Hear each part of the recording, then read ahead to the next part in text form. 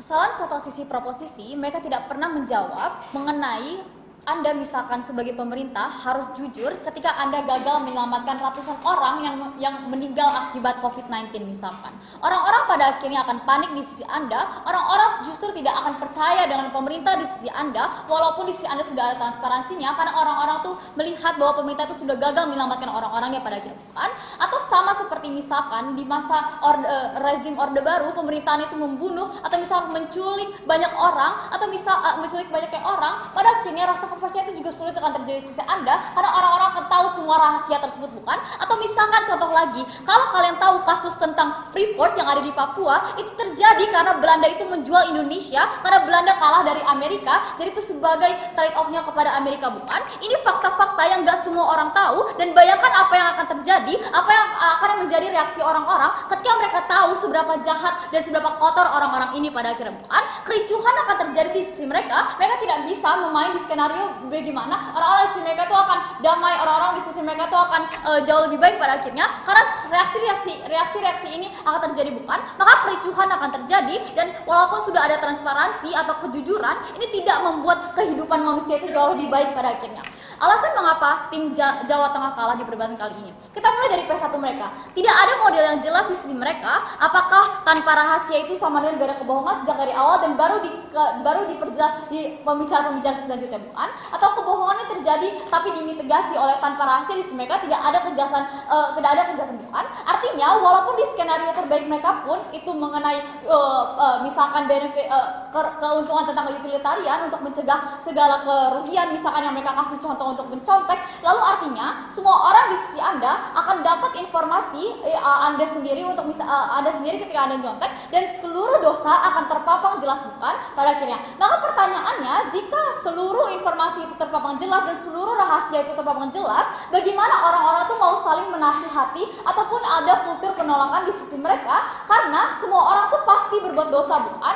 Ketika orang-orang itu sudah berbuat dosa, segala kondisi itu, segala kriminalitas itu pasti akan terjadi di sisi mereka, bukan? Jadi artinya tidak ada deontologi atau tidak ada makna di sisi mereka, karena inilah alasan mengapa Amanda mengatakan kepada Anda bahwa kriminalitas itu akan dinormalisasikan di sisi mereka. Tapi pembicara kedua mereka bilang mengenai privasi itu akan dinormalisasikan karena orang yang melakukan kejahatan itu juga mengambil hak orang lain, jadi masih tetap dijustifikasikan, bukan? Kami setuju ini merupakan keuntungan di sisi mereka untuk memitigasi kasus-kasus kriminalitas, bukan? Tapi orang-orang yang tidak bersalah, orang-orang yang tidak melakukan kriminalitas akan terkena juga dengan mekanisme mereka, ini mana mau terpampang jelas kepada publik mengenai rahasia mereka, bukan? Implikasinya di sini ada dua hal. Satu, Amanda sudah katakan bahwa kaum minoritas seperti misalkan LGBTQ atau misalkan orang-orang yang dari kulit hitam ini akan didorong oleh publik atau teropresi semakin parah karena stigma terhadap kaum minoritas itu masih ada. Artinya diskriminasi ataupun opresi itu masih ada pada akhirnya, masih ada, bukan? Ketika rahasia Anda terungkap, mau Anda melakukan kriminalitas atau tidak sebagai minoritas, Anda akan tetap dilihat sebagai aktor yang paling, misalkan nanti aktor yang misalkan Anda tuh akan dilihat sebagai aktor yang harus diopresi oleh kaum mayoritas ini, bukan? Dan akhirnya mayoritas itu akan mencari kesalahan Anda, mau Anda melakukan kriminalitas atau tidak. Dan kedua, di sisi kami katakan bahwa kami akan membiarkan sistem-sistem hukum untuk berjalan, bukan? Tanpa harus diekspos rahasianya bahkan sampai ke publik, bukan? Maka di sisi mereka artinya tidak ada konser yang terjadi walaupun memang ini ada dunia baru, bukan? Tapi pembicara ketiga mereka lalu mengatakan bahwa ketika orang-orang di sisi kita itu berbohong, maka orang-orang artinya akan merasa bersalah di sisi kita. Satu, kami gak ngerti kenapa ini buruk, karena justru ketika orang itu berbohong dan mereka tahu mereka itu salah, ya justru mereka harus merasa bersalah untuk mengimprovisasi dirinya, bukan?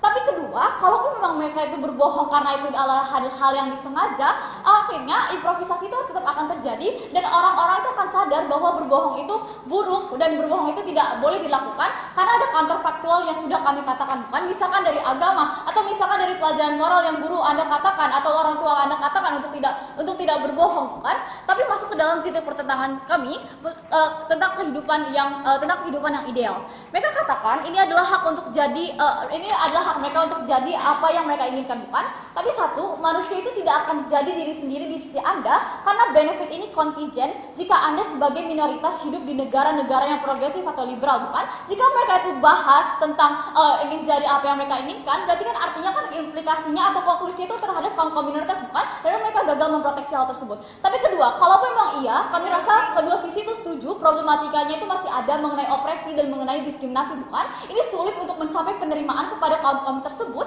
tapi kami udah buktikan pada Anda dua hal, bukan? Satu, Anda sudah katakan mekanisme tentang agama itu tidak boleh saling menyakiti orang lain, atau misalkan pelajaran sekolah dan dunia itu sudah progresif, maka Anda tidak diperbolehkan untuk opresi, bukan? Kedua, kalaupun iya semua itu tidak cukup, kami katakan kultur penolakan itu ada ketika semua orang itu punya rahasia, karena parameter kriminalitas setiap orang itu kan beda-beda. Ada orang yang menganggap bahwa ini kriminalitas A itu parah dan kriminalitas B itu misalkan tidak terlalu parah, bukan? Maka setiap orang ada tendensi untuk menolak orang-orang yang berbuat jahat. Inilah kriminalitas yang akan dinormalisasi, tidak akan terjadi, kriminalitas tidak akan dinormalisasi di sisi mereka.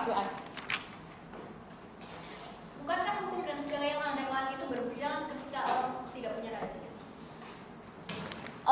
Kenapa? Sorry, bilang nggak? Bukankah hukum sendiri baru berjalan kalau orang tidak punya rahasia? Oke, di sisi Anda, seluruh kebohongan itu kan akan terungkap. Artinya sistem hukum itu tetap akan berjalan, kan? Tapi di sisi kita, eksklusivitas benefitnya, hukumannya akan tetap sama, tapi akan ada kultur penolakan atau ada sanksi sosial dari orang lain. Artinya efek deterensi itu jauh lebih parah di sisi kita ketika seseorang berbuat bohong dan tidak terdeteksi oleh sistem hukum. Jadi benefitnya itu ada dua hal, kan? Di satu, hukuman dari sistem hukum, dan kedua dari sanksi-sanksi sosial ataupun penolakan dari masyarakat, kan? Tapi kedua, tentang pertanyaan kedua tentang insentifikasi aktor. Mereka tidak menjawab sama sekali mengenai insentifikasi yang pemerintah lakukan ketika mereka itu ketika mereka itu diperbolehkan untuk berbohong, bukan? Mereka mempertanyakan di sisi kita tuh tidak akan terjamin kepercayaannya jika tidak transparan, bukan? Kami rasa ini tidak benar karena kami sudah membawakan fakta-fakta bahwa pemerintah itu harus melakukan kebohongan untuk kebaikan bagi semua orang agar tidak terjadi kepanikan. Mereka gagal untuk counter kerugian-kerugian ini yang terjadi karena ketika orang itu panik, maka pada akhirnya orang-orang akan menyalahkan pemerintah karena itulah satu-satunya aktor yang bisa disalahkan di sisi mereka.